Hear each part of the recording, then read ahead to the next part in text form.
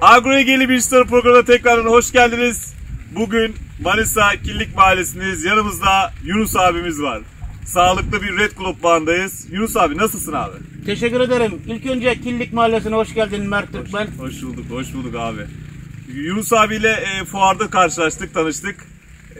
Konuştuk, ettik. Kendisi de çok sosyal bir insan zaten. Ürünleri deneyelim vesaire dedi. Artık söz Yunus abi'de. Buyur Yunus abi. Neler uyguladık? Ne yaptık? Manisa fuarında Mert Türkmen'le tanıştık. Allah razı olsun. Onların ürünlerini kullandık. İlk önce sulfasit. Sonra diğer gübrelerin hepsini kullandık.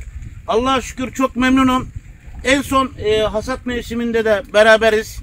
Bağda izi olanın üzüm yemeye yüzü olsun diyerek Mert Türkmen'i Killik Mahallesi'ne davet ettik. Buyurdular, gelirdiler, sağ olsunlar. Allah razı olsun. Agroege'yi kullandık. Şimdi de hasat zamanı bakır ve Borçinko kullanacağız. Seneye bunun semeresini göreceğiz seneye. Onun için Agroege ve Mert Türkmen, Mehmet Emin hepsine teşekkür ediyorum. Bizleri yalnız bırakmadığı için. İnşallah hayırlı bir sezon geçiririz. İnşallah. Ve güzel ürün alırız. Yani üzüm fiyatlarının bu kadar düşük olmasından dolayı biraz yüzümüz evet, gülmüyor pek fazla da. Evet. Mahsulü çıkarttık ama evet, maalesef üzüm fiyatları çok iyi çıkmadı. Biz de fiyatların fazla yükselmemesini Agroege Mert Türkmen'den istiyoruz. Ürün fiyatlarının, ürün fiyatlarına teşekkür ediyoruz. Biz de Agroege'den istiyoruz abi. Aynı şekilde biz de Agroege'den istiyoruz. Aynı şekilde. Şimdi buradaki en büyük sıkıntı Yunus abi ve etraftaki çiftçilerimizdeki en büyük sıkıntı toprak kitleliği. Evet. Yani burası jeotermal bir bölge olduğu için, bir yakınlarda olduğu için toprağın pH'i yüksek. pH'i yüksek. 9.25. İlk önce bunu aşmamız lazım. Damlamadan sulfasiti öneriyorum Agroege'nin. Mutlaka kullanın.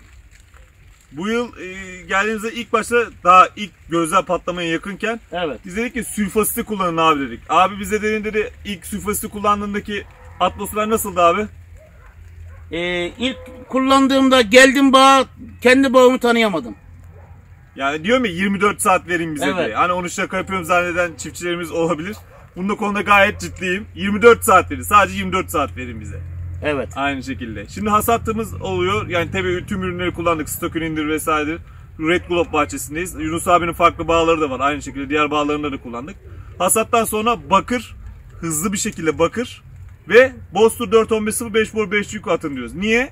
Bakır bu bitkilerde... Gelecek sene gözlerin beslenmesi ve daha iyi bir ürün, daha bir sürgün yapması için. Aynen öyle. Deniz yosunu var Agroege'nin. Amino 12, amino asit yani. Bunları kullanmanızı tavsiye ederim. Mert Türkmen bizlerle beraber olacak. Nasip olursa 2022 sezonunda Killi'ye bir yol açacağız yani bunu. Sözünü aldık. İnşallah. Agroege'den de istiyoruz saygılı müdürlerimizden. İnşallah. Müdürler de bunu dinliyorsa aynı şekilde dediğimiz gibi. Aynen. dediğimiz gibi fiyatlarda da çiftçinin yanında da olmakta bizim görevimiz. Aynı şekilde görevimizi devam ettiriyoruz. Şimdi bağ gördüğünüz gibi sağlıklı bir bağ. Red Globe bağındayız. Aynı şekilde. Demin de dediğim gibi fiyatlarda biraz bir sıkıntımız var. Onun haricinde gayet iyiyiz. Değil mi abi? Evet. Bu şapkaları da bu arada isteyen çiftçimizin %99'una vermeye çalışıyoruz. Promosyon olarak da Agroege'nin bizleri düşündüğünden dolayı böyle şapkalar yaptığından dolayı. Burada izleyen çiftçilerimiz var. Bana göndermedi vesaire. Mesaj şeklinde atabilir. Hani bir dahaki ürün alışında yanına koyabilir misiniz vesaire dediğiniz zaman onu biz kırmayız yani. Çoğu çiftçimizi kırmıyoruz. Öyle söyleyeyim size. Öyle anlatayım. Yani ayrımcılık kesinlikle yapmıyoruz. Bir tane asmanız, bir tane zeytin ağacınız, bir tane ceviz olsa dahi sıkıntı yok. Bizde, kontrol bizde. Çiftçimizin mutluluğu bizim gururumuz diyoruz. Boş boşuna söylemiyoruz aynı şekilde. Yunus abi söylemek istediğin başka bir şey var mı? Bir şey yok. İnşallah gelecek sezon hayırlı bir sezon geçiririz. Hep beraber. İnşallah.